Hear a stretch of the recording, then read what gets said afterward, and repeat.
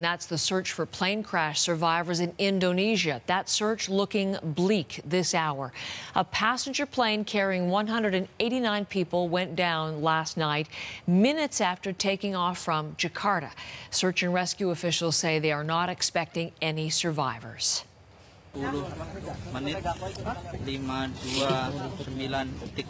Divers have been deployed to search for wreckage. Rescue officials say they have recovered some human remains about 15 kilometers off the coast, as well as personal items such as headphones, life vests, a cell phone. Everything is being brought to a nearby port in Jakarta. Freelance reporter Jack Hewson is in the Indonesian capital, and he has the latest developments for us this morning.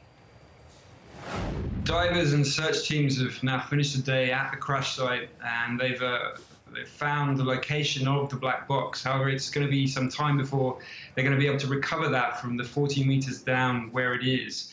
Logistically, obviously, that's going to be quite a task. In rather more grim news, as you mentioned, we've seen body bags being recovered. There's been bodies, body parts, and an array of debris, including mangled mobile phones, mangled luggage, clothes, shoes, and a kind of slick of jet fuel which is left across the area of ocean where it went into the water. And this is a testament to the evident force of that crash. It appears, as you mentioned, there are no survivors. And if that is the case, then this makes it the second worst crash in Indonesian aviation history. In 1997, a Garuda Airlines flight went down, killing 214 people, with 189 on board this flight, JT610. It comes, of course, close to equaling that death toll. My friend and colleague Kate Lamb, who writes for The Guardian, has been at the airport where she saw many relatives emerging from the crisis room in tears throughout the day. So I'm afraid it's pretty grim news here today. 189 people aboard, and this plane just went down so suddenly, disappeared just minutes into the flight. So the investigation, they'll be looking at so many things, I would imagine, Jack, but they have to be looking at the plane itself. Interestingly, a brand new model.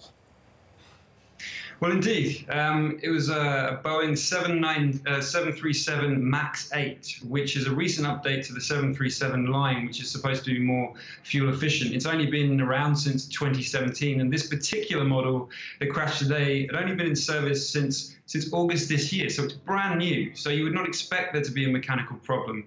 However, Lion Air said have made a minimal statement on whatever a technical issue it may have had. They've said that there was a technical issue which was supposedly solved on Sunday night when it was at Denpasar Airport in Bali before it then flew to Jakarta, and it'd been cleared to fly today. The CEO of Lion Air has not said any more than that. He just said that procedure was followed in line with the manufacturer's guidelines, the manufacturer, of course, being Boeing. But obviously, the nature of what that fault was and what had been done to address it is going to be picked over in some detail over the coming days and months. It would also seem unlikely that it was human error. The pilot was an Indian national. He'd been working for Lion Air since 2011 and had thousands of hours of flying experience. It was a clear sky. There was no turbulence. The pilot requested to return to the airport shortly after takeoff, so that would suggest that some kind of mechanical fault had taken place. It was a brand new plane, so it looks strange, but it's early days, so we'll have to wait for more details and until the black box is recovered. That's freelance reporter Jack Hewson in Jakarta this morning.